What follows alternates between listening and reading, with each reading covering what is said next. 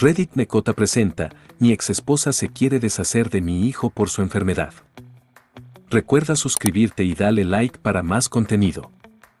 Hola a todos, soy Roberto, y hoy les quiero compartir una historia muy personal y dolorosa.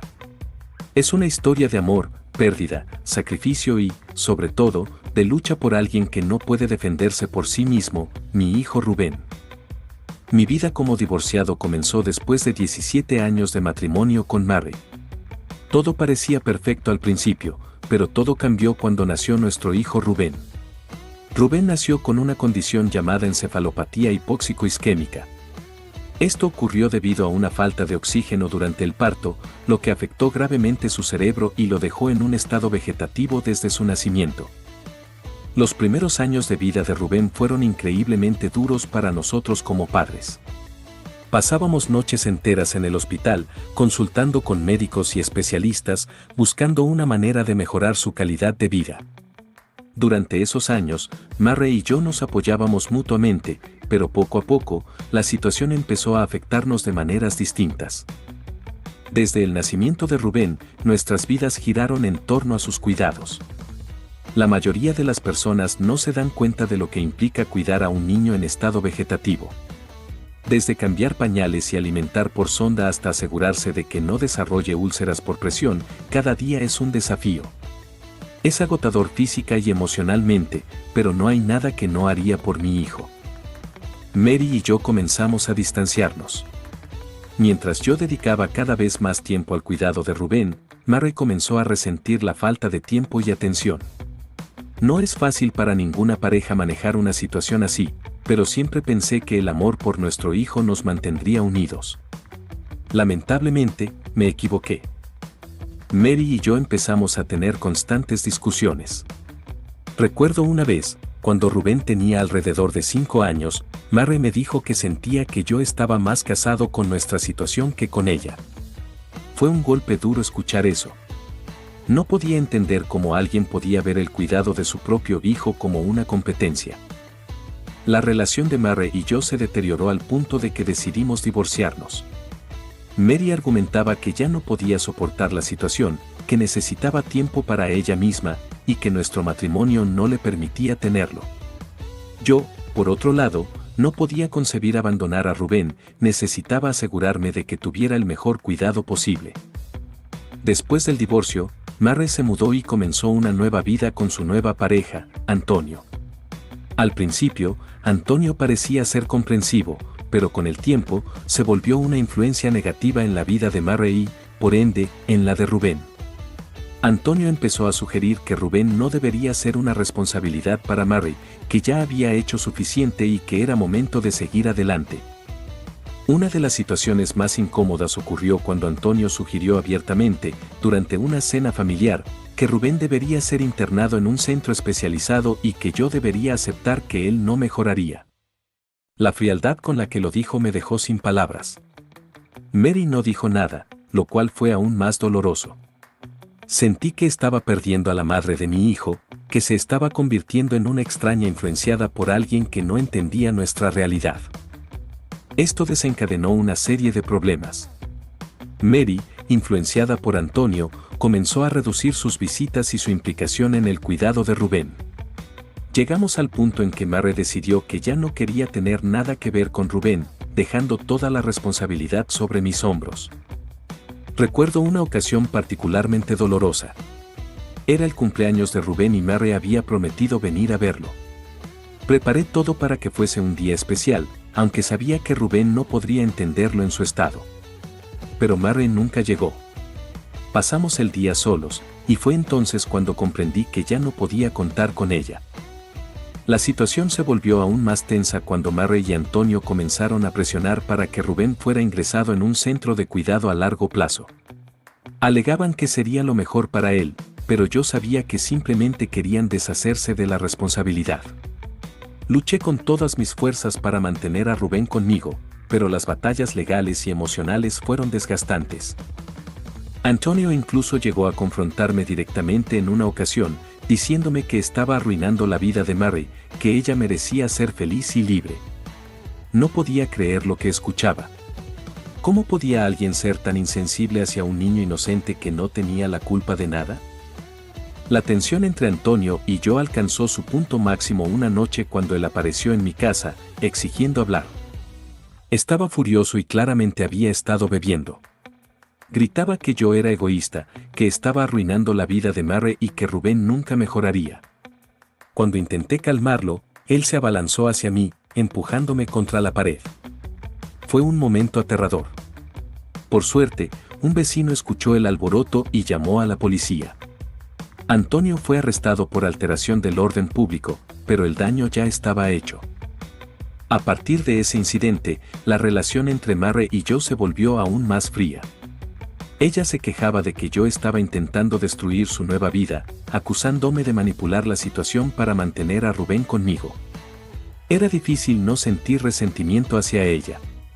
En varias ocasiones, Mary hacía comentarios sarcásticos sobre mi falta de vida social, insinuando que mientras yo estaba atado a Rubén, ella podía disfrutar de su libertad.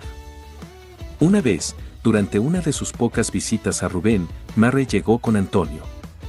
Se quedaron afuera, riéndose y actuando como si todo estuviera bien. Antonio, siempre el provocador, hizo un comentario cruel sobre cómo ahora podían viajar y disfrutar de la vida sin preocupaciones. Mary, en lugar de defender a su hijo o mostrar algún tipo de empatía, solo sonrió y asintió. Fue una bofetada emocional, ver cómo alguien que alguna vez amé y con quien compartí una vida, podía ser tan indiferente. Las cosas empeoraron cuando Mary y Antonio comenzaron a tratar de hacerme sentir celos. Publicaban fotos en redes sociales de sus viajes y salidas nocturnas, etiquetándome en las publicaciones o enviándomelas directamente. Parecía que querían demostrarme lo felices que eran sin la carga de Rubén. Pero en lugar de enfurecerme o sentirme derrotado, eso solo reforzaba mi determinación de cuidar a mi hijo.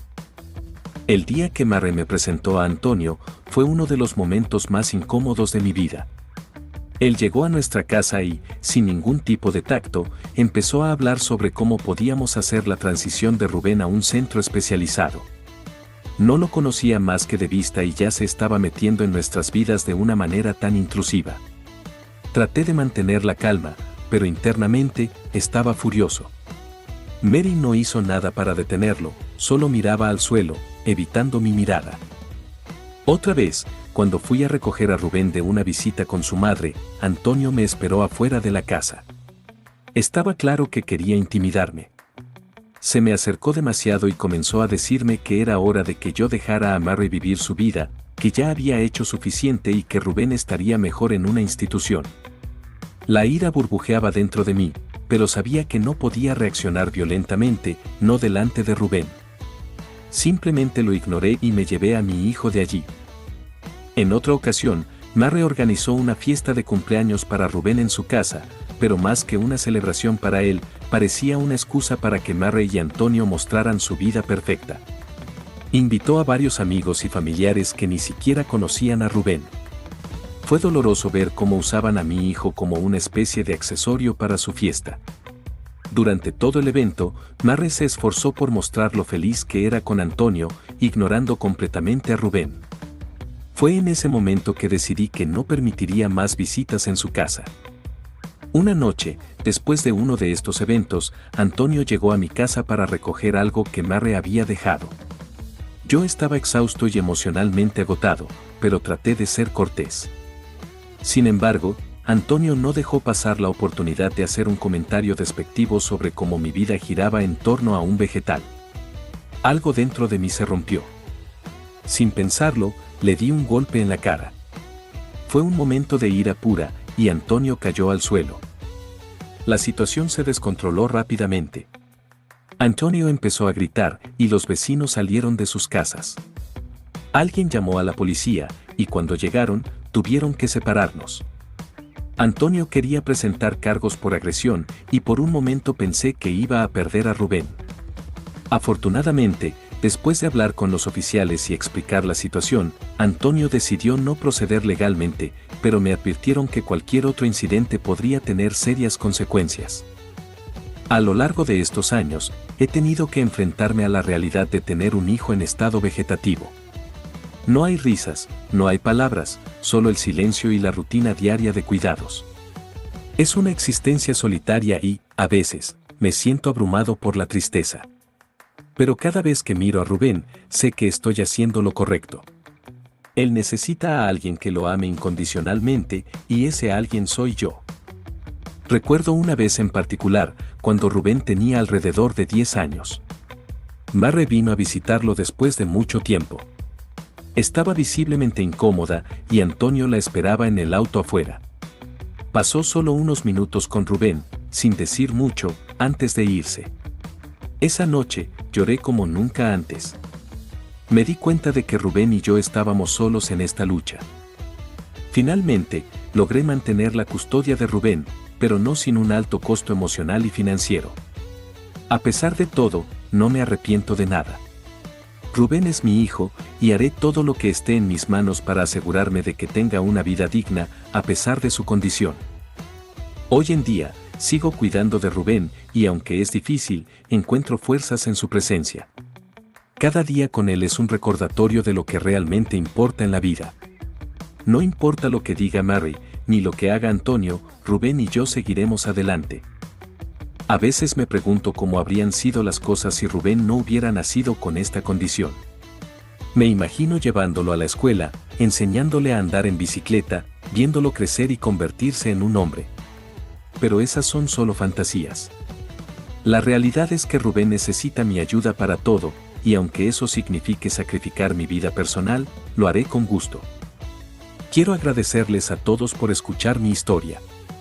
Ha sido un camino lleno de desafíos, pero también de amor y dedicación. Si alguno de ustedes está pasando por una situación similar, sepan que no están solos. Siempre hay esperanza y siempre hay alguien que puede entender por lo que están pasando. Si te gustó el video, dale like y suscríbete. Gracias por escuchar mi historia.